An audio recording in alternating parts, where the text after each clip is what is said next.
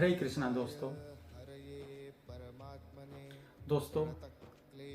आज गीता पाठ से पहले मैं आपको एक छोटी सी एक कहानी सुनाना चाहता हूँ। जैसे कि हम लोग अगर कोई अच्छा काम करने की सोचते हैं तो हमें हमारे मन में ये दूसरे लोगों के प्रति ये डर रहता है, वो क्या बोलेगा, कोई क्या बोलेगा, वो अगर उसने मुझे ये करते देख लिया वो क्या बोलेगा कि तू गीता पढ़ रहा है, तू ये कर रहा है, तू मंत्र जाप कर रहा है, माला जप रहा है। दोस्तों, एक गांव में एक अंधे साधु जी रहते थे और वो हर रोज गांव में भिक्षा लेने के लिए जाते थे और उनके कमंडल में जो कुछ डाल देता वो उसको भगवान का प्रसाद समझकर ले आते और आकर उसी का सेवन करते।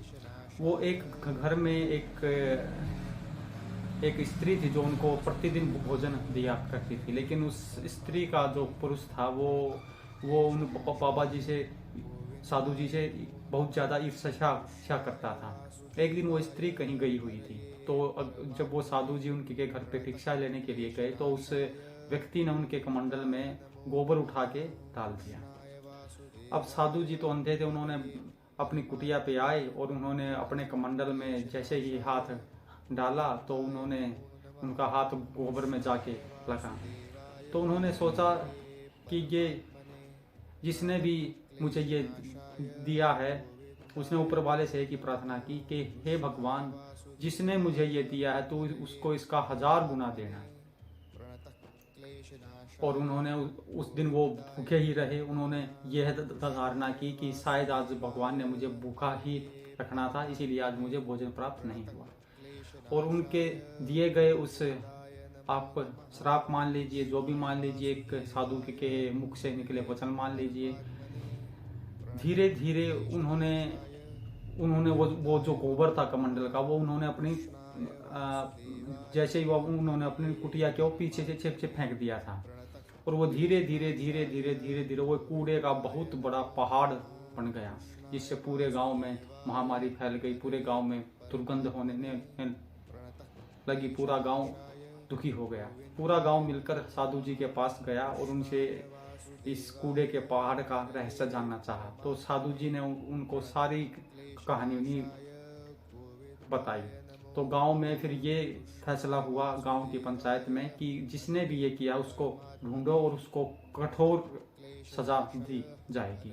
अब इस बात से जिस व्यक्ति ने उस कमंडल में वो गोबर डाला था वो बहुत ज़्यादा डर गया और वो रात को बाबा जी के पास उनकी कुटिया में उनसे मिलने गया और उनसे क्षमा याचना करने लगा, उनके पैर पड़ने लगा। तो साधु जी उसको बोले कि मैं तुझे माफ़ कर दूंगा, लेकिन तुझे वही करना होगा जो मैं बोलूँगा। तो वो व्यक्ति उसके लिए सहमत हो गया। साधु जी ने बोला कि तू अपनी जवान बेटी थी उसके घर में, कि तू अपनी बेटी को लेकर मैं जो पता दे रहा हूँ वहाँ पे जा और जब तक मैं ना बुलाऊं जब तक तुझे वापस नहीं आना। उसने साधु जी की आज्ञा का पालन किया और वो रात को अपनी बेटी को अपने साथ लेकर वहाँ अपने घर से चला गया। अगले सुबह गांव में तरह तरह की बातें उठने लगी कि एक बाप अपनी बेटी के साथ भाग गया, फलाना दिन का बहुत ज़्यादा इल्ज़ाम उसके ऊपर लगे। लेकिन साधु जी ने उसको अपने एक जानकार की सेठ जी के वहाँ भेजा था और वहाँ पर उस लड़की की बहुत अच्छी पढ़ाई लिखाई सब कुछ बड़े अच्छे ढंग से हुआ। धीरे धीरे वो जो गंदगी का पहाड़ था वो बिल्कुल छोटा होता गया। वो लास्ट में वो उतना ही बचा जितना कि उस कमंडल में उस व्यक्ति ने डाला था।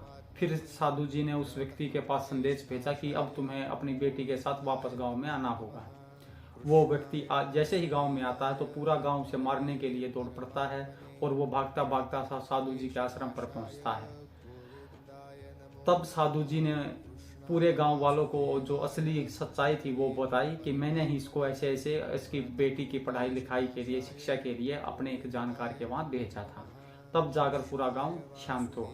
जब पूरा गांव जा चुका तो वह व्यक्ति साधु जी के चरणों में गिर पड़ा और उनसे बोला कि साधु जी अब आगे मेरे लिए क्या आज्ञा है और ये आपने मेरे साथ ऐसा क्यों किया। तो साधु जी ने उसको समझाया कि इन सारे गांव वालों ने मिलकर तेरे द्वारा किए गए पाप कर्मों को अपने ऊपर पर ले लिया, क्योंकि ये हर रोज तेरी निंदा करते थे। इसीलिए हमें अपनी निंदा से घबराना नहीं चाहिए, क्योंकि जो लोग हमारे पीठ पीछे या हमारे आगे या हमारे जानकारों के आगे हमारी निंदा करते हैं, वो हमारे पाप कर्मों को अपने ऊपर ले रहे होते हैं। हमें निडर होकर भगवान का ध्यान वचन पाठ करते रहना चाहिए। तो आइए शुरू करते हैं आज का हमारा गीता का पाठ।